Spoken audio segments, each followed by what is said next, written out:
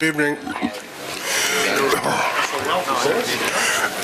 Let's call the meeting to order.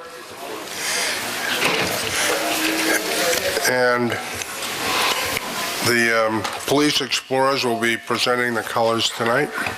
Please rise.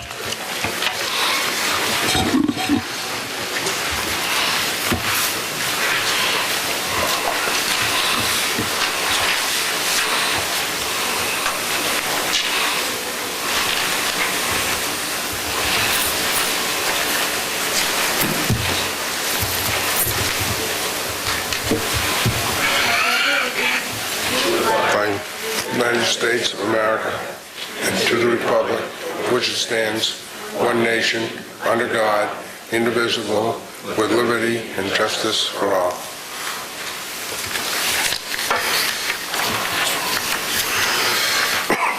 You may be seated.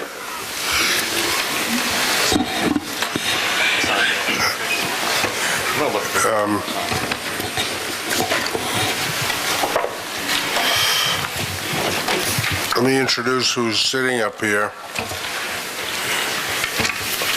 On my right, we have Assistant Moderator Fred Platt on the end, Selectman Steve Fournier, Selectman Scott Gross, and on your right, we have Chairman the Selectman Phil Devanza, David Pierce, and Nick Camposano, and then we have Town Administrator Sue DeRusso and Assistant Town Administrator Derek Horn. And if any of our state reps are with us tonight, would you please stand and be recognized? Thank you.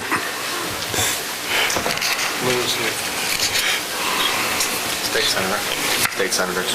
Oh, is Lou here? Yes. Lou.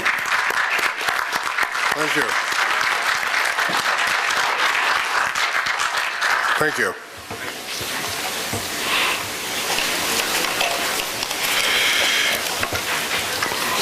Phil, I recognize Mr. Devanza.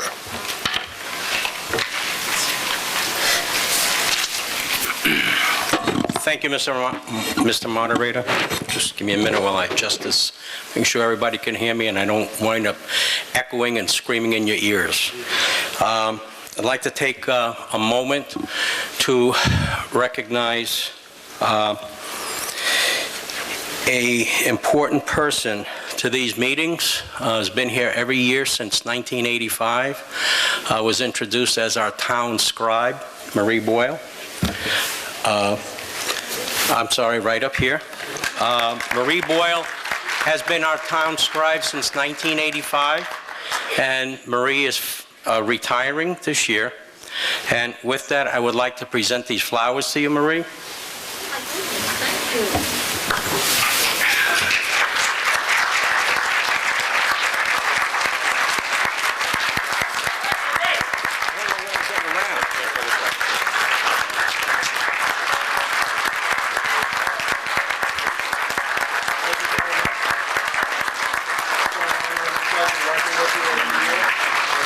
Enjoy your flowers.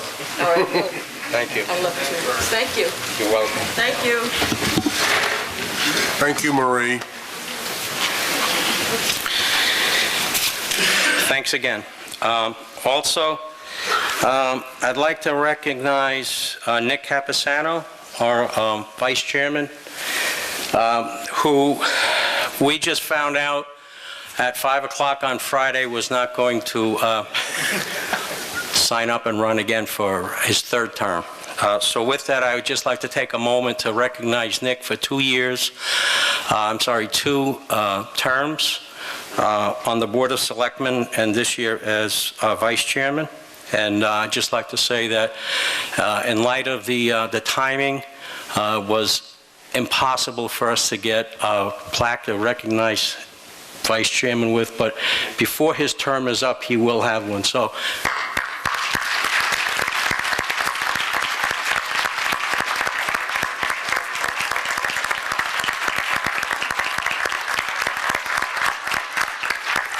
thank you very much, Nick. And also, I'd like to recognize Steve Fournier, who will not be returning to the board, who's chose not to run again. I'd like to recognize him for his term of service with that, and I do have a presentation for him.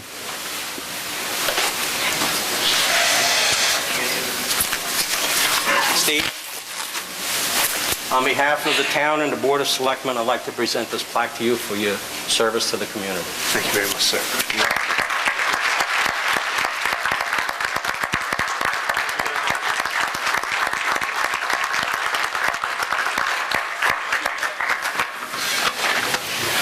And we have one more, and I'd like to at this time recognize Chairman Scott Gross, who I would like to make a next presentation. You ever hear the expression, herding cats? Well, Dan Cloutier has done that for 9 years, serving many of those years as chairman of the Goffstown Budget Committee. And it has been a good ride, Dan, and I can say that you will be sorely missed. He is getting paroled. He's running now for another elected office. But Dan, we just want to thank you for all your leadership on the Budget Committee. There have been years in which it's been contentious and years where it's not been so contentious, and I think that you've been the steady hand all along, and we really appreciate your leadership. The whole town should appreciate your leadership. As a parting gift, we've given you some outdated financial software, which we hope that you will be able to use in your spare time. We have I think it's Peachtree software, and there is a Quicken 1998. So Dan, would you mind coming up?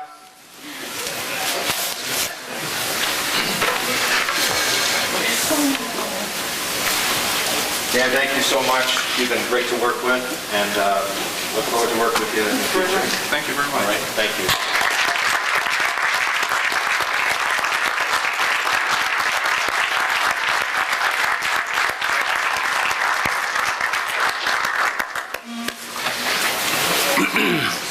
And thank you again, and thank you, Mr. Moderator. Thank you.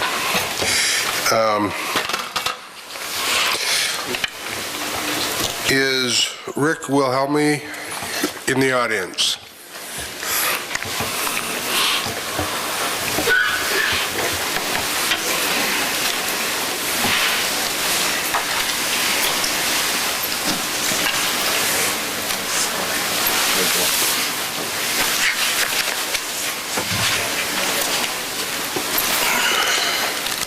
Glasses? Yeah, it's getting bad. You know, this is hard, but I got to do this. Here we go. Put the glasses on. My name is Rick Wilhelmi. I'm the Director of Parks and Rec for some of you that don't know who I am. I've been here now for about 2 years. March will be my second year, and I'm very excited to be part of a team of people committed to health and wellness of all ages in our community through recreational activities. We have a very good community that is very active with health and wellness from I call it Pampers to Grampers. And that's to me what it's all about, and that's what makes a healthy community. If I'd like to recognize some of the chairmen, if they're here, just please stand when I say your name. Chairman Mark Campbell, Vice Chairman Kevin Baines, Bill Sullivan, Bob Draper, Howard Soboloff, Susan Tucker, and Jane Stekowitz. I think Jane's here. I saw Jane.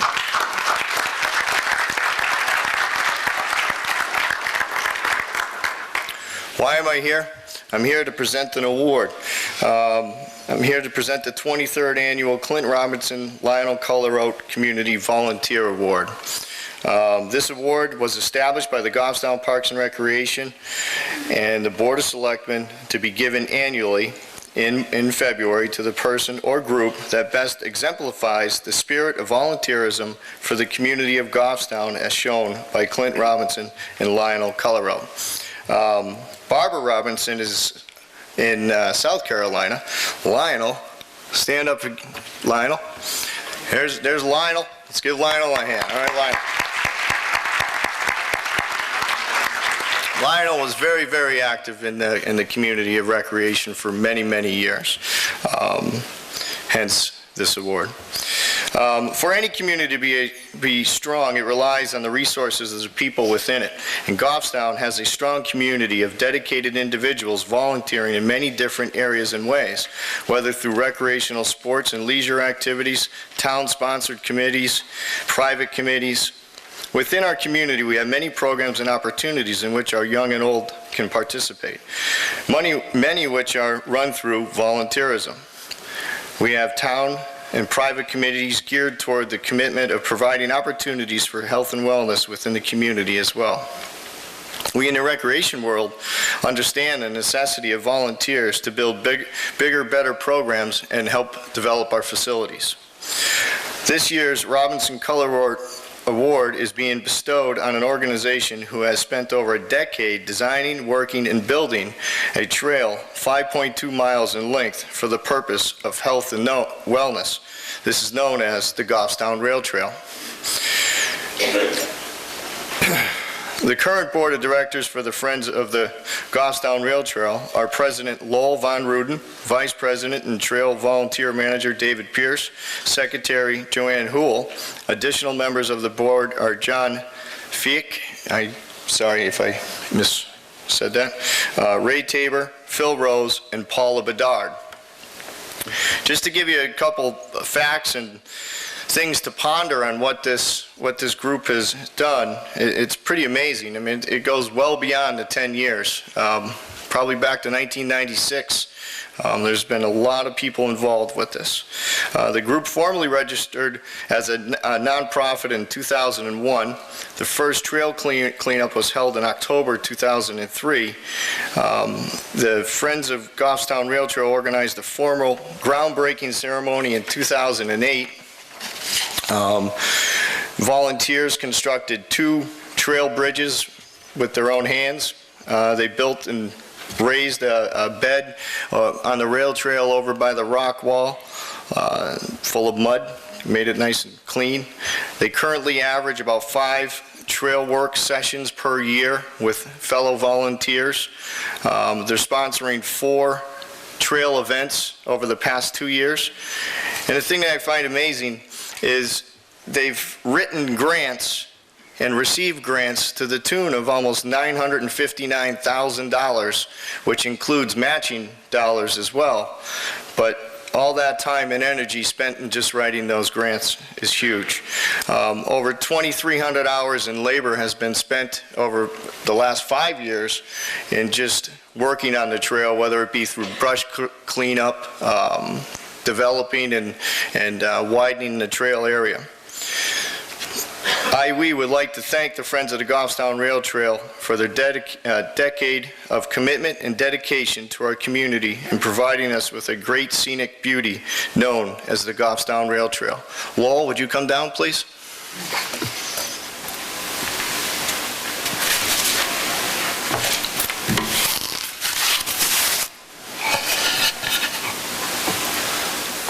I'll come over here. Staff of the Parks and Rec Commission, we appreciate everything you guys have done. Thank you very much.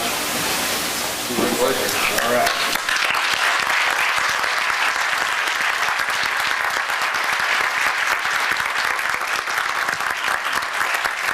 I'd like to just say a few words in response. I'm very pleased to accept this recognition for the Friends of the Goffstown Rail Trail. I'd also like to thank those of you on the town side for being very, very supportive in our efforts and doing a lot of work yourselves. I would also like to express my appreciation to our board of directors for their commitment to the organization and development of the rail trail. Thanks also go to our members and contributors who provide financial support for our volunteer projects and operations. Our volunteers are critical, providing many hours during doing rail trail work and organizing our ski and skate sale fundraiser and other public events. And the biggest thanks of all go to the folks who fall into more than one of these categories, of which there are a number of you. Now, I know there's several of you out there, so anyone out there who's ever done trail work or come out to one of our public events, please stand up and be recognized. Come on. You with a trail shirt. Stand up.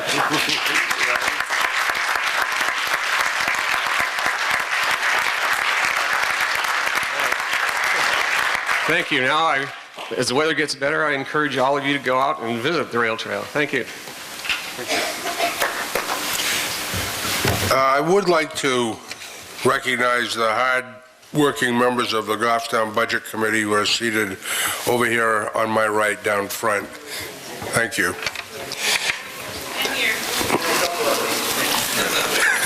They're all over.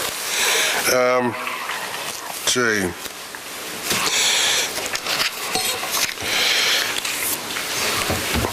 As you know, back in 1996, the town voted to adopt what is known as Senate Bill 2. That's since been codified and is now RSA 40. It's otherwise known as the Standardized Official Ballot Referendum System. And it's under this system which the town of Goffstown in general, and this meeting in particular, will conduct its business. Some of the rules and features of this system and the rules of engagement for tonight are as follows. There's no smoking anywhere on the school grounds. I probably didn't need to tell you that, but it's a good reminder. Anyone who wishes to speak is asked to come to the microphone and state your name, and please spell your last name for the record.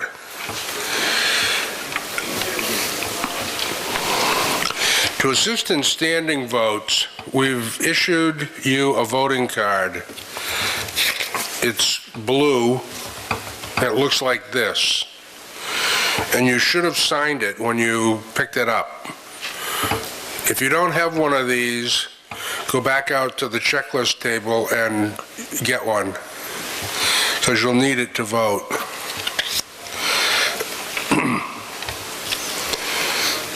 You'll be asked to return these cards to the checkers if you leave the meeting before the meeting is concluded.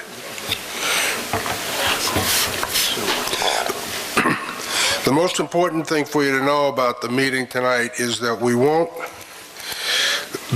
be voting to pass or defeat any article.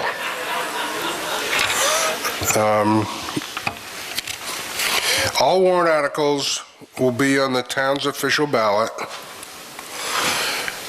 That ballot will be voted upon at the second session of this meeting, which is scheduled for March 13th, second Tuesday of March every year.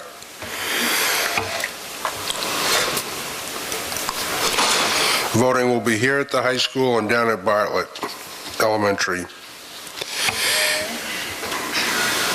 At tonight's meeting, we're going to be dealing with Articles 13 through 25. The first 12 are either related to election of officers or zoning, planning issues.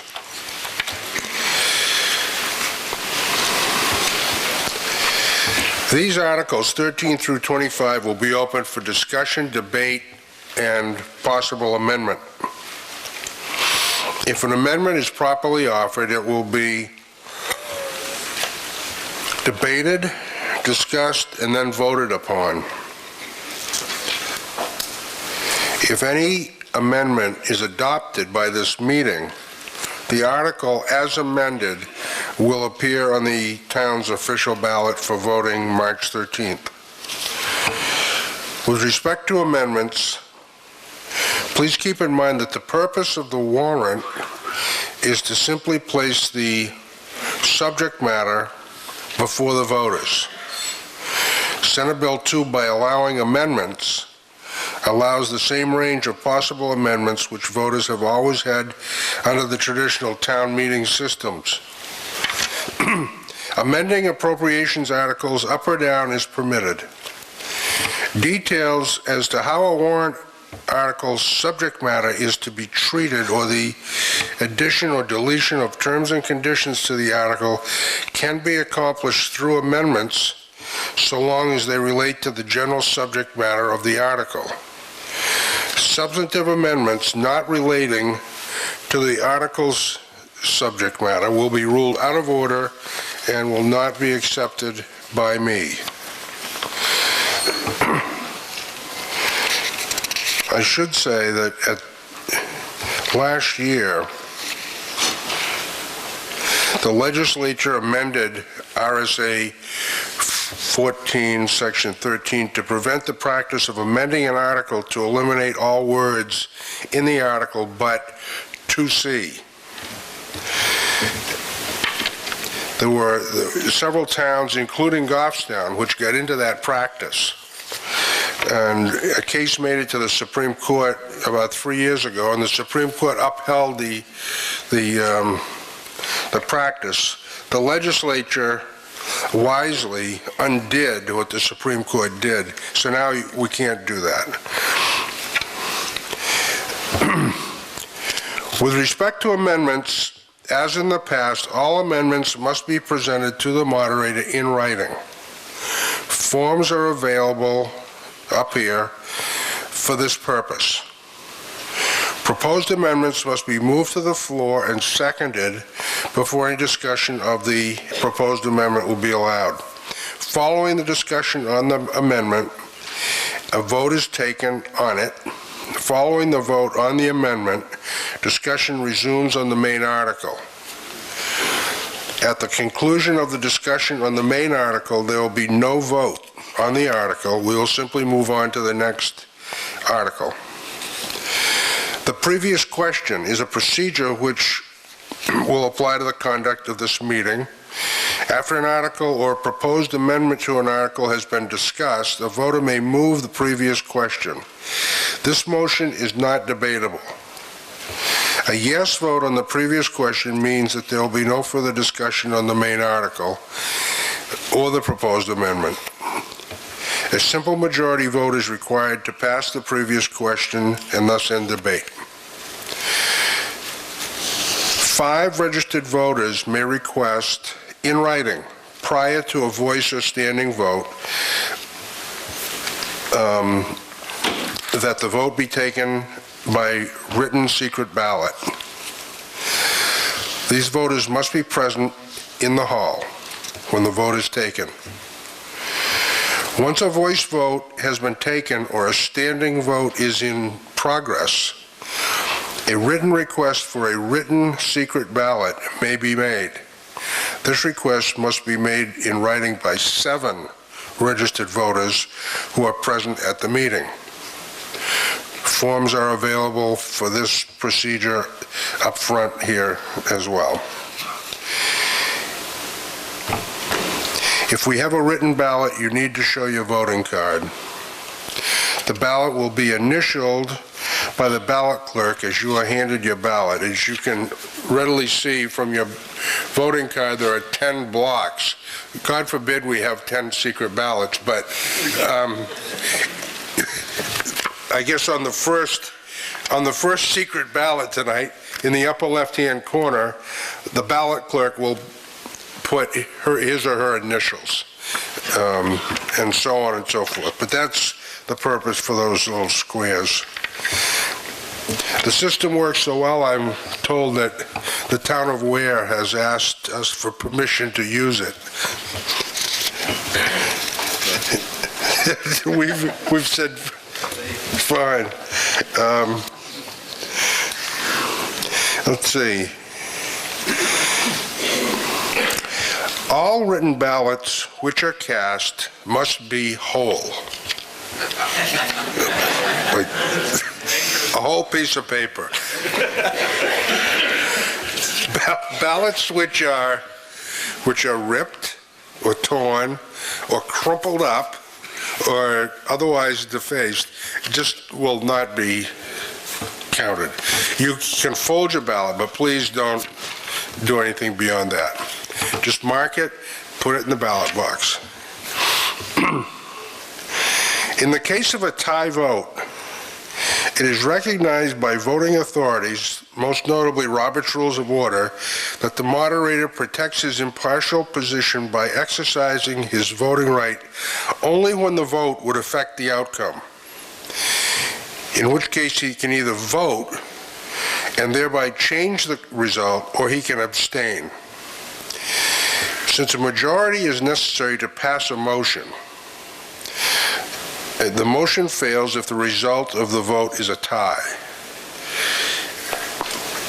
In my 32 years moderating town meetings, there has been only one dead-even vote, and that was an article to raise and sell the building that I was born in, the Moore General Hospital. I voted on that occasion. So tie votes are unusual. A motion to reconsider can be only made by a person who voted on the prevailing side. It may be seconded by anyone. It is a debatable motion and requires a simple majority for passage. A motion to restrict reconsideration may be made with respect to any vote taken at this meeting or any warrant article previously considered at the meeting. This motion is not debatable and requires a simple majority for passage. Does anyone have any questions about the procedures I've just gone over? Thank you.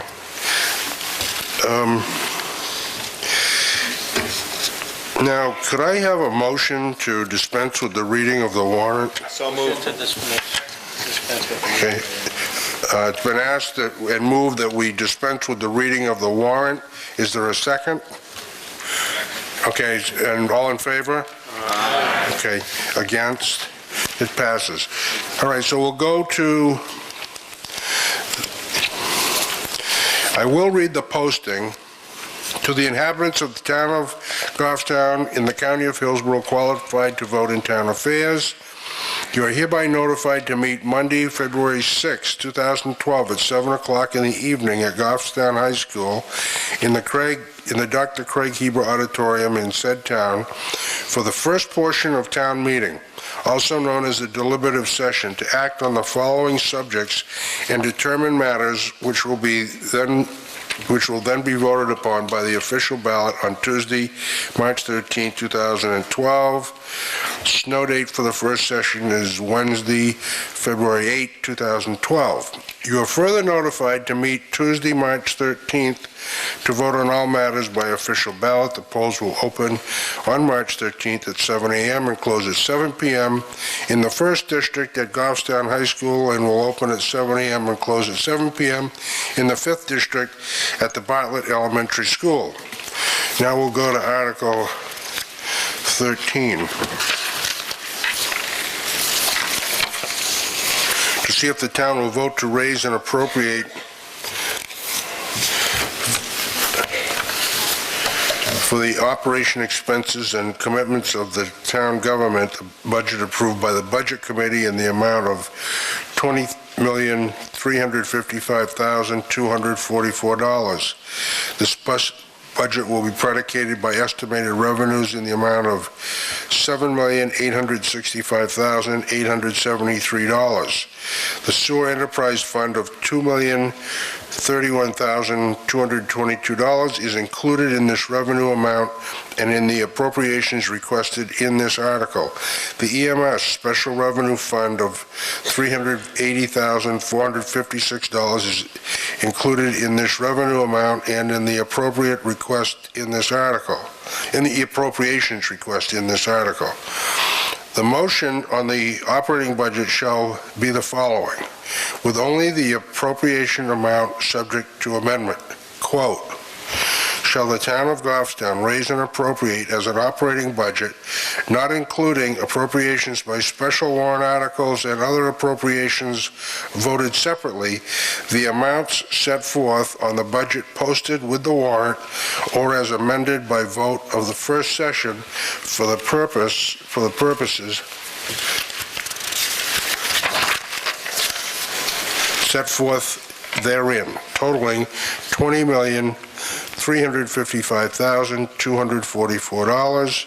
Should this article be defeated, the default budget shall be $19,413,748, which is the same as last year. with certain adjustments required by previous action by the town of Goffstown or by law or the governing body, may hold one special meeting in accordance with RSA Chapter 40, Section 13, Roman 10, and Roman 16 to take up the issue of a revised operating budget only, end quote. Note, this article, operating budget, does not include appropriations in any other warrant article. Is there a motion? Mr. Moderator, I would like to request that you place Article 13 on the ballot as printed. I second that. Okay. Who wishes to address it? I will. Fix this.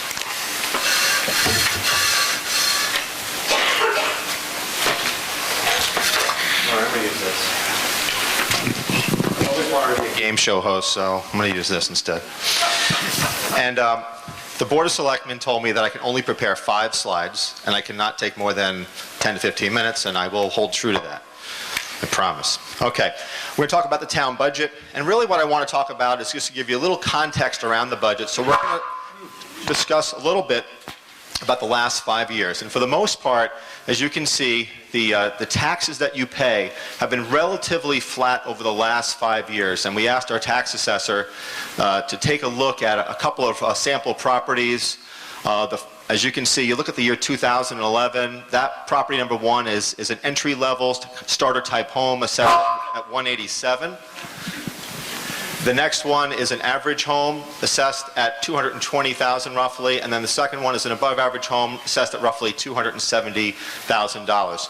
You'll notice that from 2010 to 2011, the assessments went down about 6 to 7% across the board in the town, some a little more, some a little less.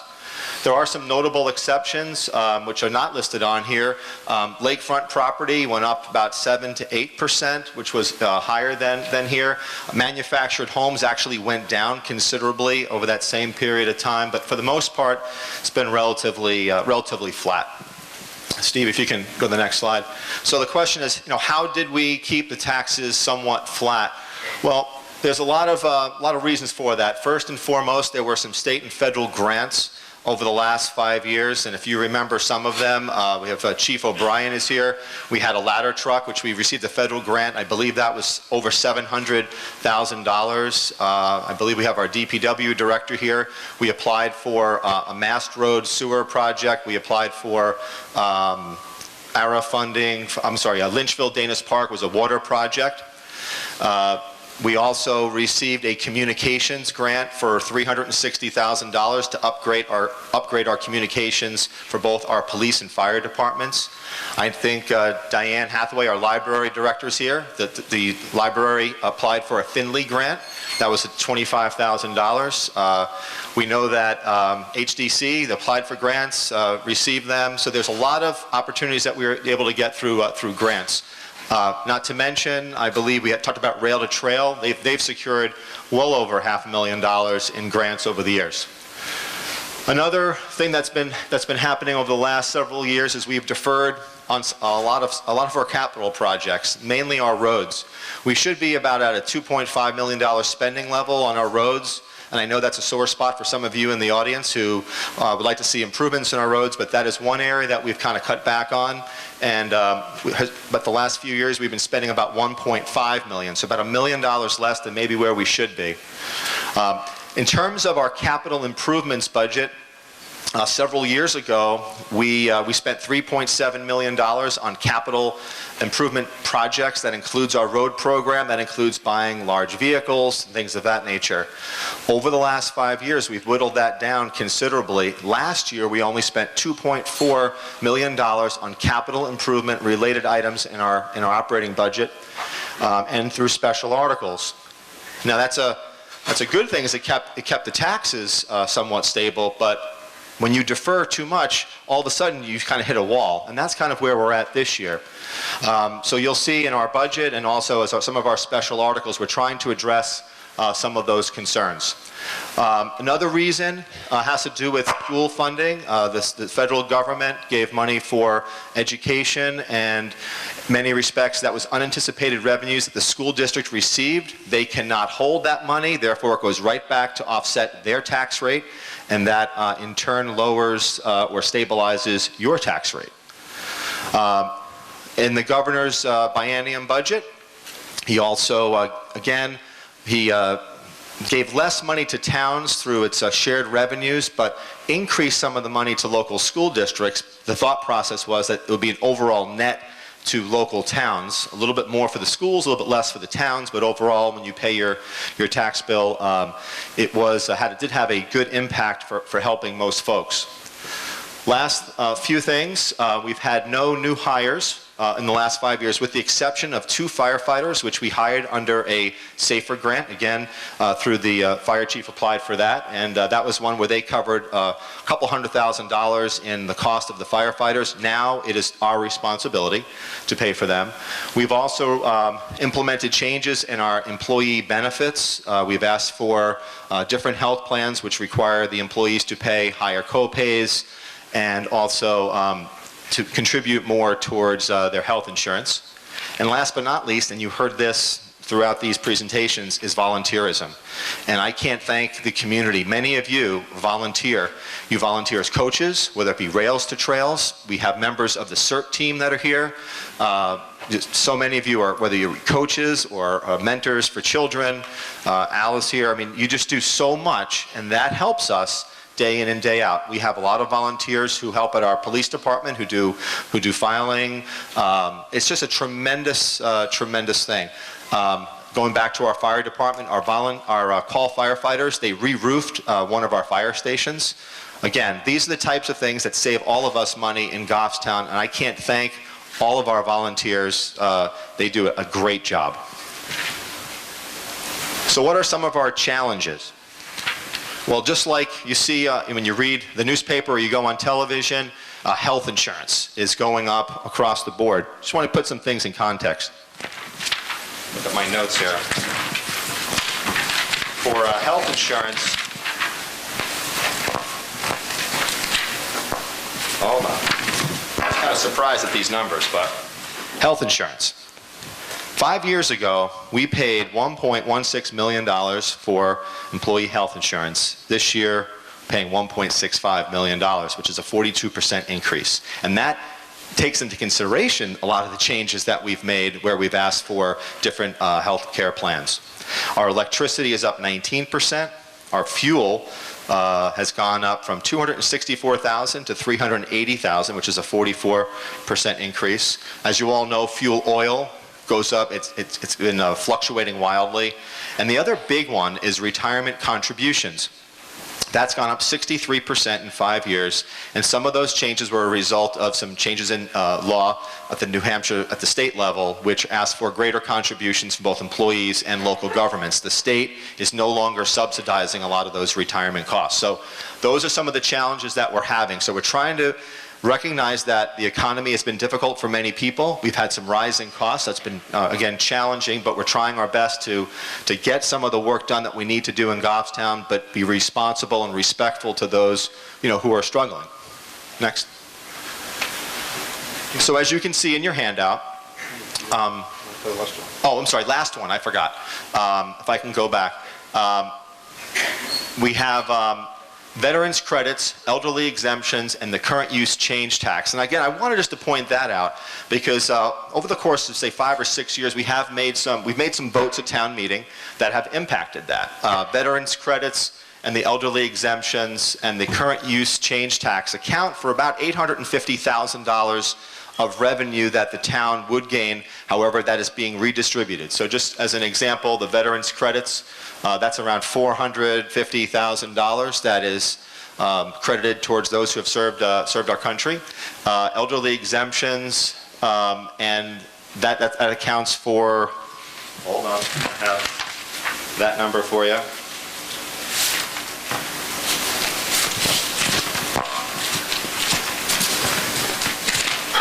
Couple hundred, I think it's like $300,000 in that. And then the current use change tax, and that's where folks, when they take their land out of current use, they have to pay a penalty. And although it's been modest over the last few years, back 3, 4, 5 years ago, there was about $100,000 that we would get, and we voted to put all that into conservation use. So that also has an impact. All right. So as you can see, our budget this year is $20,355,244. That was recommended by the Board of Selectmen and the Budget Committee. Our default budget is $19,413,748. And so that if the budget does not pass, then this is the budget that the town will have to operate on. And again, as I mentioned before about CIP, where we dropped it last year, I think we spent about $2.4 million on CIP-related items. This budget, if everything gets approved, will be around $3.4 million. And I say that because there will be some amendments to some future articles which will impact that number a little bit. They'll be made by the Board of Selectmen. And I'm going to leave it to anyone who has any questions. If you do, I think I hit my 10 to 15 minute target. Steve, did I do that? Yes, you did. Okay.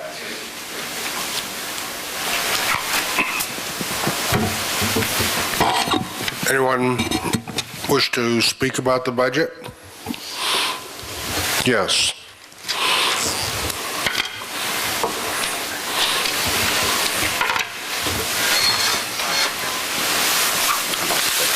Barbara Carbonneau, C-A-R-B-O-N-N-E-A-U. I'm going to question line number 1044410, Human Services. I work with outreach in town and with the food pantry, and I am aware of what the town does and the needs they have to help people in our town who are struggling financially. There's a difference of $2,243 between the default budget for Human Services and what the Budget Committee is requesting this year. I'm not sure about this exactly, but I think the overall increase per family on their tax bill would be less than $2 per family. If I'm wrong about that, you can let me know. And if that's true, I would amend this budget to bring that budget back to the default to $83,865. Do you want to address that? Barbara, that was a topic that had a lot of discussion at the Budget Committee level. Actually, it was over a course of 2 meetings, and the Budget Committee recommended the budget, which I believe is $40,000, and that was an increase from the prior year. And we did hear from Evelyn Redmond, who is our administrator for that program, and I did convey all of the points that she made with respect to decreased funding from other sources. The Budget Committee felt that there were sufficient funds based upon prior year expenditures that $40,000 would be adequate, and therefore they voted to keep that number as it is. Thank you for your explanation, but I wouldn't mind paying the extra on my taxes, so thank you. I will support this budget. Anyone else?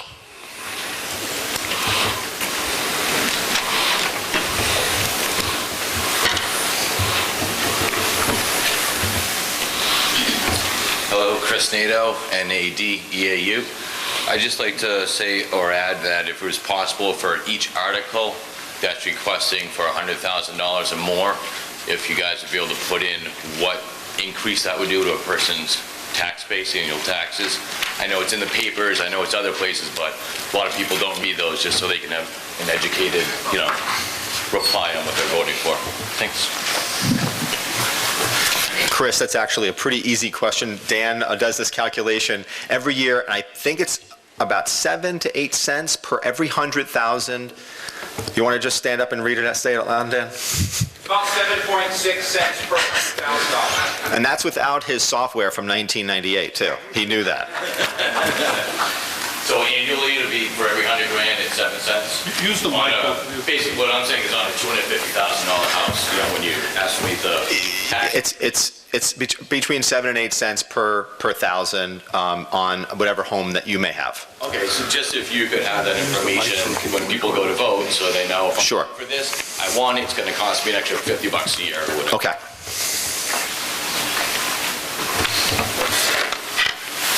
Yes, sir.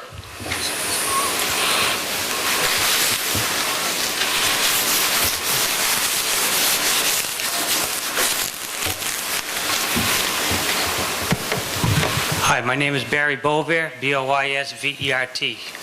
I've been at the Selectman's office a few times currently, and I did receive a letter stating that they were going to consider redesigning Wallace Road to create a certain small section of one-way stretch on Wallace Road. Now, I was wondering if that was part of this year's budget, because it seems to me that this design is less than 3 years old, and I was just wondering where the money was coming from for both the design and the construction.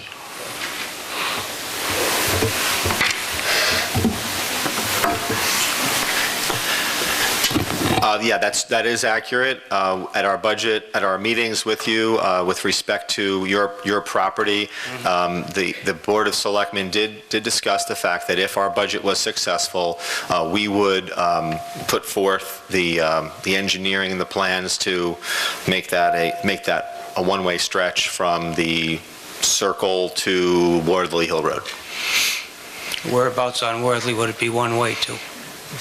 From the, I don't have the engineered drawings, but it would be from, I'm assuming, Mast Road, or a little beyond Mast Road, to Worthley Hill. We're not here to work out the... No. Yeah. This is a budget issue. This was a design that's not even 3 years old, and I was told that it's going to be redesigned, and that's why I'm bringing it up. We're spending money against a design that's very, very current. And I can't believe that the design has already outlived its life within 3 years of its I don't believe, Exception. if I may, I don't believe that the design has outreached its life. I think that just for the public's knowledge, we do have some disagreements with some local residents with respect to that, and we're trying to work that out. I personally don't think that this is the place to work that out, but there are monies within our budget, within DPW, to try to rectify those things, and we try our very best to work out disputes with landowners as best we can. Sometimes it happens, sometimes we can't work them out, but again, that will be for not this board, but for a future board to take under consideration at a later date. Thank you. Is that this year's budget? Is that being considered? Sounds to me like the question was answered, but Okay, fine. Thank you. sure. Yes, ma'am.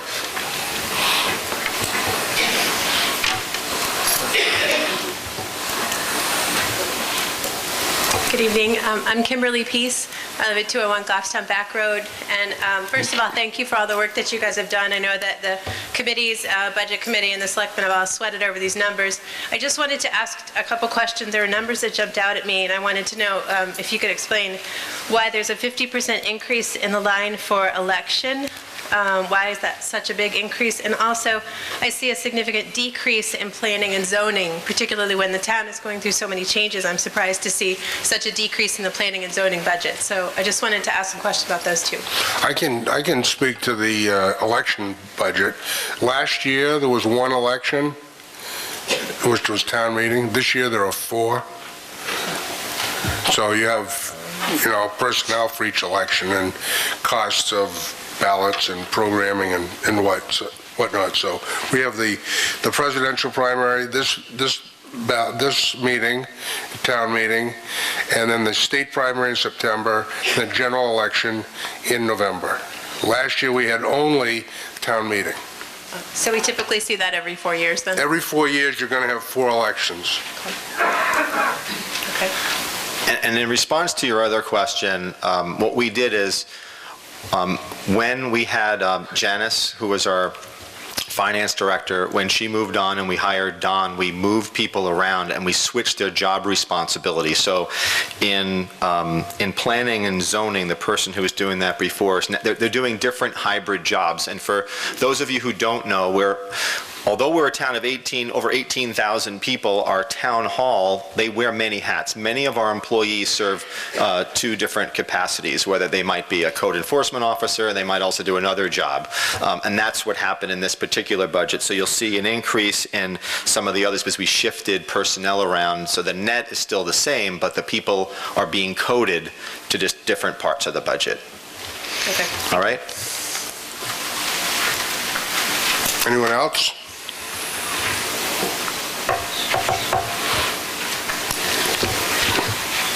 All right, well, then we'll move to the next article. Mr. Moderator? Yes. I would request that, that we limit the reconsideration on Article 13. I second that. All right. All in favor of restricting reconsideration of Article 13, say aye. Aye. Opposed? All right.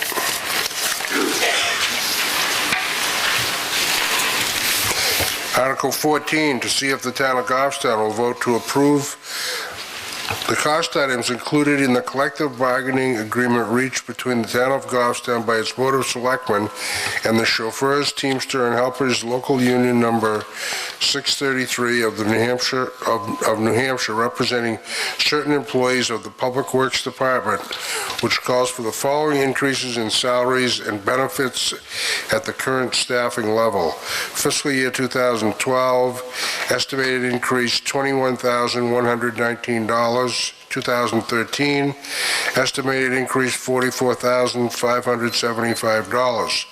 And further, to raise and appropriate the sum of $21,119 for the current fiscal year 2012, such sum representing the additional costs attributable to the increase in salaries and benefits required by the new agreement over those that would be paid at current staffing levels in accordance with the most recent collective bargaining agreement. This appropriation is in addition to Article 13, recommended by the Board of Selectmen 5-0, and not recommended by the Budget Committee. Mr. Moderator, I move that Article 14 be placed on the ballot. Is there a second? Would you like to address it?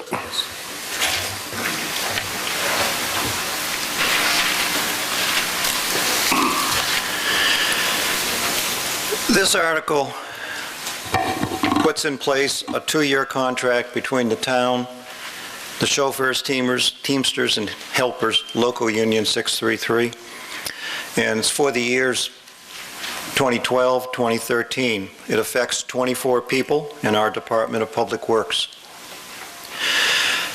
A little bit of history here. The previous contract with our workers in Public Works was for 5 years,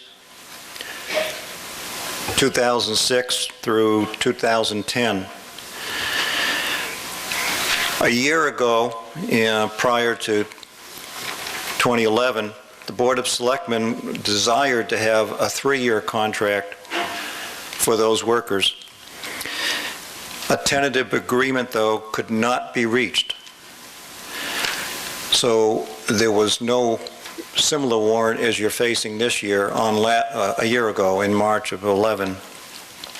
Since then, the Board of Selectmen and the union have reached this tentative agreement that you have before you tonight, and the terms and other terms in the contract. Now, there's 5 major changes in this contract. You see some cost elements in those changes on the written warrant. So those 5 changes are, the first one are wages. The previous 5-year contract called for a step increase in an employee's wage each calendar year. And if you don't know, there were 9 steps in an employee. Every year they would be eligible for one of those 9 steps. Those steps resulted in about a 4% raise in their wage. The middle of those 9 steps was the 5th step. It provided a 6% increase. I put that as history because this contract before you tonight has no step increases. for the 2 years. The second issue of this contract is for cost of living increases. The previous 5-year contract had annual increases of 4% for the first 2 years, and then annual increases of 3% for the following years. The contract here is for 3.25%. This is the same percentage that was enacted last year for 2 collective bargaining agreements, and it's the same percentage that will be presented in the next article after this one. The third factor of this tentative agreement is health insurance. The previous contract had a single person not contributing anything towards their health insurance premium. However, this contract has a single person contributing 10% of their premiums, and therefore it's reducing the town's burden from 100% to 90%. The employees which an employee which is selecting a 2-person health plan or a family health plan, they will continue to contribute towards their premiums. Those 2 items, wages and the cost of living, they make up the dollar amount that you see on the warrant. I'll bring to your attention that the following article for the fire department, collective bargaining agreement, you might note that it has $0 in the first year of their agreement. You could ask then if that particular department has 0 increase, comparatively, why doesn't the Public Works Department have 0? The answer to that is that the health insurance premiums I mentioned, for the Department of Public Works, they changed their health insurance premiums last year by a memorandum of agreement, and so their one-time benefits became in place last year, well, in 2011. On the fire department side that you'll be hearing about in a moment, their one-time benefits for the reduction of what the town pays for health insurance premiums, their one-time benefits will be effective this year and essentially offsets their wages, the wage increase. Fourth factor in this new contract, it's called pick up and go home. The previous contract had a provision that was meant as an incentive for trash pickup route to be accomplished within a scheduled 10-hour day. The incentive was coined pick up and go home because that's literally what the driver of the trash route did. Upon finishing their route, and it was a challenging route designed by the Director of Public Works, and returning the vehicle to the garage, servicing the vehicle, getting it ready for the next day, the worker could go home. Through this incentive, the management reduced the risk that a route could not be accomplished on a scheduled day, or a route could only be accomplished through the use of overtime. The incentive worked. It accomplished its goal. But now there has been through the years voters who have been felt that workers in this position could take advantage of such contract conditions. And they've expressed their dissatisfaction that this language is in the contract. So this year, the entire paragraph that deals with pick up and go home has been removed. Finally, the last aspect of the new 2-year agreement deals with sick leave. The previous contract allowed workers to accrue 1.25 days each month for sick leave. This contract reduces that amount. They will, under the contract, earn 1 day of leave for sick leave each month. And next to last, so the very last is vacation leave time on the contract. The previous contract gave employees 3 weeks of vacation time after they worked here in the town for 7 years. They have 4 weeks of leave if they have worked for 15 years. That was the old contract. This new one reduces the transition time from 7 years to 6 years to earn 3 weeks of leave. It reduces from 15 years to 12 years to earn 4 weeks of leave. This starts to normalize for the Department of Public Works across all departments it starts to normalize in that department what other departments are receiving for the transition for different leave, earning different leaves. That's the information behind this article, Mr. Moderator. Thank you. Are there any questions?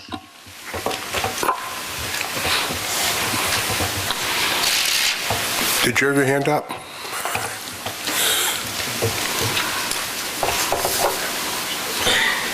All right, we'll go to the next article. Mr. Moderator, I request that this article be restricted from further consideration. Is there a second? All in favor of restricting reconsideration of Article 14, say aye. Aye. Opposed? Okay. Article 15. To see if the town of Goffstown will vote to approve the cost items included in the collective bargaining agreement reached between the town of Goffstown by its Board of Selectmen and the professional firefighters of Goffstown Local 3420 of the International Association of Firefighters, representing the firefighters, which calls for the following increases in salaries and benefits at the current staffing level. Fiscal year 2012, estimated increase 0. Fiscal year 2013, estimated increase $29,645. And further to raise and appropriate the sum of $0 for the current fiscal year 2012, such sum representing the additional cost attributable to the increase in salaries and benefits required by the new agreement over those that would be paid at current staffing levels in accordance with the most recent collective bargaining agreement. This appropriation is in addition to Article 13, recommended by the Board of Selectmen 5-0, Budget Committee 761. So motion? Mr. Moderator, I move Article 15 be placed on the ballot. Is there a second? Second. Okay. Nick?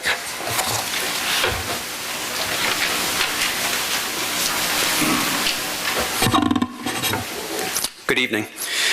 As with Article 14 that we just heard, the Board of Selectmen had the same goals in negotiating the firefighters Local 3420 contract.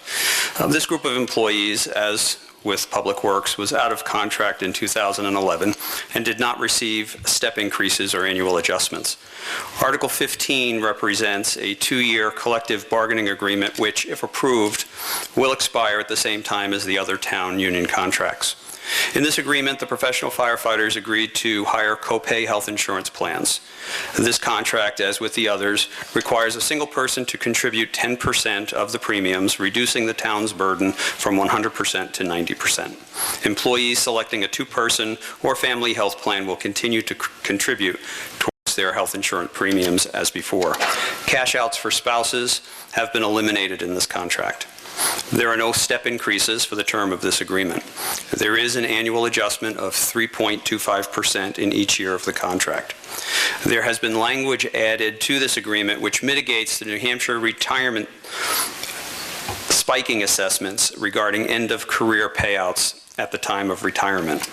This contract represents a $0 increase in salaries and benefits in 2012. As Selectman Pierce explained, that's mostly as a result of realizing the health change savings, and $23,682 in 2013.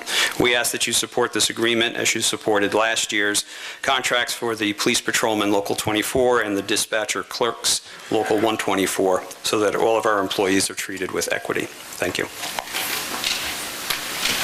Are there any questions on this article? Guy?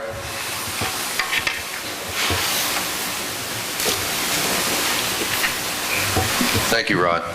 Guy Karen, 238 Elm Street, C-A-R-O-N, by the way. I don't know exactly how to go about this. All of you, most of you know I'm a member of the Goffstown Budget Committee. I voted to not recommend this particular article. I also voted to not recommend the previous article, Article 14. I felt the need to say this because this is really odd that our committee voted to recommend one and not the other, okay? What I would suggest is, I don't want to see a message sent to one or the other that we're in favor of, or that the town is in favor of one group and not another. I would recommend that if you're in favor of one of these collective bargaining agreements, be in favor of both. If you're not in favor, then vote against both. But for some reason, I mean, all of these people that work for us are deserving. And whether you support the CBA or not, and I didn't, not because I don't think that they're entitled, but because I don't think this is the right time. But Article 14 that was referenced earlier, we're talking about a minuscule amount of money. And I still, when I go into the voting booth, I'll likely vote no. However, it's a small amount of money, and I don't want to see the public works guys get, I don't want to see the wrong message sent that we're saying yes to one and not the other. And I personally, I just had to come out and say, I don't know how we ended up recommending one and not another.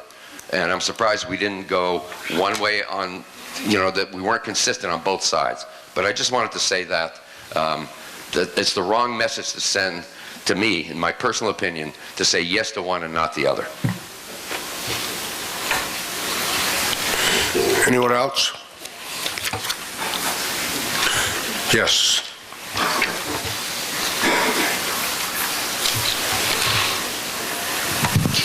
Evelyn Redmond, R-E-D-M-O-N-D. I'd just like to clarification on the mention that you made, Nick, about the mitigation of the retirement spiking. Can you clarify that, please?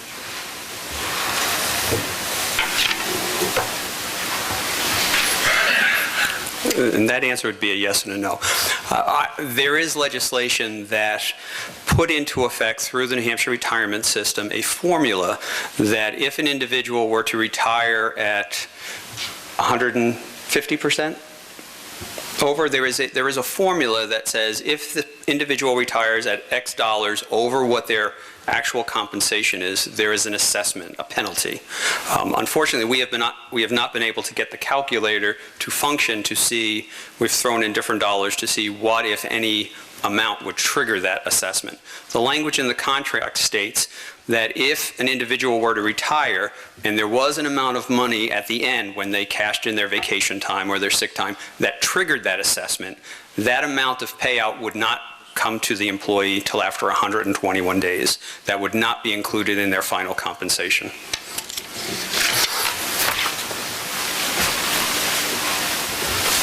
Anyone else? Okay. Article 16. Moderator, I move Article 16. Okay. To see if... Go ahead, we do. I'm ahead of you. We're ahead of you. I'm moving. Okay. All right. That's all right. To see if the... Karen is probably paying you off, too. to see if the town will vote to raise and appropriate $150,000 to be added to the Fire Apparatus Capital Reserve Fund previously established in 2008. This appropriation is in addition to Article 13. It is recommended by the Board of Selectmen, not recommended by the Budget Committee. Motion to move Article 16. Okay, and that's seconded. Nick?